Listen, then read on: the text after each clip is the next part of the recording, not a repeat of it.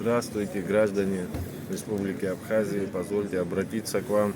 Сегодня, 26 декабря, вот сейчас половина четвертого, мы стоим, как вы видите, у здания Народного собрания. Поводом для прихода сюда единомышленников стала неожиданная новость о том, что переносится сессия с 28 на 27 декабря, то есть на завтра. Первым же вопросом выносится вопрос о ратификации соглашения по передаче госдачи Пицунда.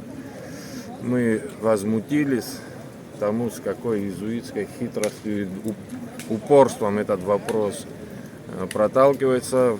Пришли к стенам парламента, призываем всех неравнодушных прийти и узнать, почему, не учитывая нашего мнения, волеизъявления большой части народа, если не больше, этот вопрос выносится в таком виде, с такими хитростями, с такими перипетиями. Мы будем находиться здесь, ждать развязки этой ситуации и никуда уходить не собираемся.